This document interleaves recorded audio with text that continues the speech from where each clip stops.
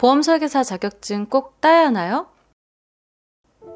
네, 안녕하세요. 저는 인카금융서비스 제이업스 사업단의 윤지혜 본부장입니다. 보험 설계사 코드가 나오기 위해서 보험 설계사 자격증은 꼭 필요한 첫 번째 관문이라고 생각하시면 됩니다.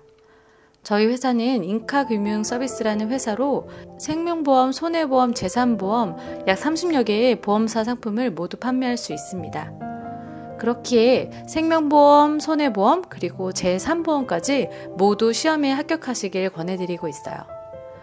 생명보험에서 유리한 상품이 있고요. 손해보험에서 유리한 상품이 있기 때문인데요. 우리 고객님들께 딱 맞는 상품을 가입해 드리려면 우리가 힘들어도 제대로 자격을 갖춰야 합니다. 시험은 몇 번 보게 되나요? 저희 본부에서는 한 번에 합격하신다는 가정하에 2번의 시험을 보게 되는데요. 첫 번째 시험은 생명보험과 재산보험을 보게 됩니다. 두 번째 시험은 손해보험을 접수하고요. 재산보험은 깍두기 같은 시험으로 생명보험과 함께 보셔도 되고 손해보험과 함께 보셔도 됩니다. 예를 들어 생명보험에 합격을 하시고 재산보험에는 불합격하시더라도 두 번째 손해보험 시험을 볼 때 함께 보시면 됩니다. 이 자격시험은 다른 자격시험과 비슷하게 1등을 하는 것이 중요한 것은 아니고요. 어느 정도 이상의 점수가 넘으면 합격을 하게 되는 시험입니다. 이 시험은 보험회사에 소속이 되어 있어야만 응시가 가능하기 때문에 시험을 보시기 전에 입사하게 될 회사를 결정하셔야 합니다. 개인적으로 접수하는 일반 자격증 시험과는 다른 시험입니다. 응시 방법은 2가지로 나눠지게 되는데요. 첫 번째로는 보험연수원 접수를 하는 방법이에요. 이 방법은 시험 날짜가 정해져 있습니다. 토요일에 시행이 되고요. 날짜가 고정이 되어 있기 때문에 스케줄을 미리 빼야 하는 그런 상황이시라면 이 연수원 시험을 권해드립니다. 이 경우에는 보통 대리점 시험을 보게 되는데요. 공통 문제를 하나 더 공부하고 가셔야 합니다. 두 번째로는 랜덤으로 날짜가 나오는 시험이 있어요. 이건 보험회사에 직접 신청을 해서요. 자리가 나는 대로 그때그때 시험을 보게 됩니다. 이 시험 같은 경우에는 시험 날짜나 장소가 하루 이틀 전에 나와요.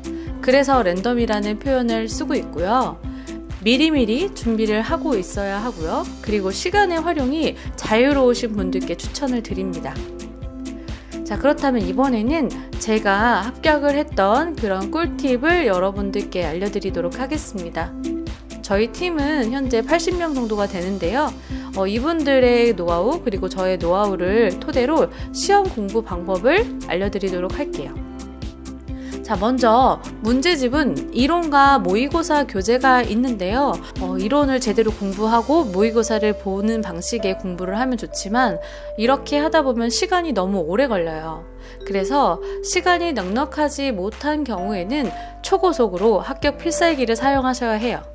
우선 모의고사를 1회차 먼저 쭉 풉니다. 그리고 나서 동그라미, X 이렇게 채점을 하게 돼요. 그 다음에 틀린 문제에 해당하는 풀이를 보는 겁니다. 뒤쪽에 답안지에 보면은 한 줄, 2줄 이렇게 짧게 설명이 되어 있는데요. 이걸 보면서 내가 왜 틀렸는지 이 틀린 것에 대한 이유를 암기를 합니다.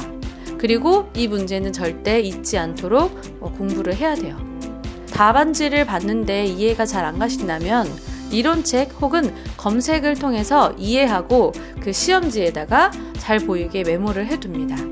이 과정이 다 끝나셨다면 2회차로 넘어갑니다. 이렇게 앞서서 했던 것처럼 똑같이 반복을 하면서요. 10회차까지는 푸셔야 무난히 합격을 하시더라고요. 쉽겠지, 뭐 별거 있겠어 라고 생각을 하시고 2, 3회차만 풀고 가시는 분들 계시는데요. 이런 분들은 안타깝게도 몇 문제의 차이로 떨어지시더라고요. 그래서 좀 안전하게 합격을 하기 위해서는 10회차까지는 꼭 푸시길 권해드리고 있습니다. 시험 직전에는요, 틀린 문제만 달달달달 외우는 겁니다. 자, 이렇게 공부를 하시면 대부분 합격을 하셨습니다. 저 같은 경우에는 벼락치기에 좀 강한 편이고요. 시간이 너무 없어서 각 시험에 전날 이틀 정도만 공부를 했고요. 대부분 팀원분들은 5일 정도는 그래도 공부를 하시더라고요. 제 느낌으로는 운전면허의 5배는 어렵다 이런 느낌이 들었습니다. 여러분 너무 쉽게 보시면 안 돼요. 자, 그런데 이 자격증 시험은 그저 기초 필수 관문일 뿐입니다.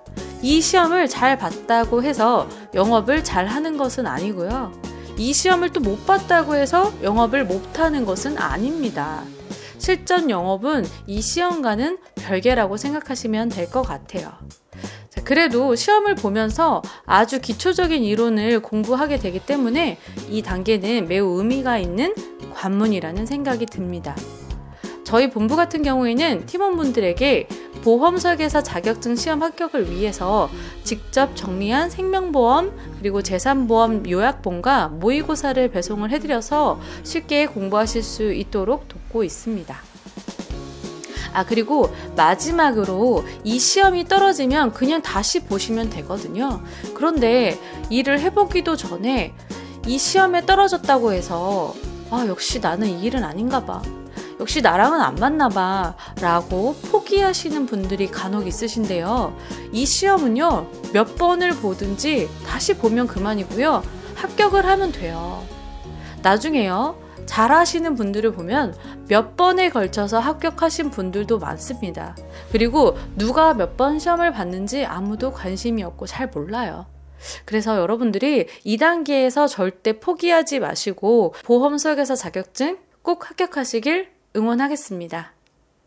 긴 영상 끝까지 봐주셔서 감사합니다. 구독, 좋아요 부탁드립니다.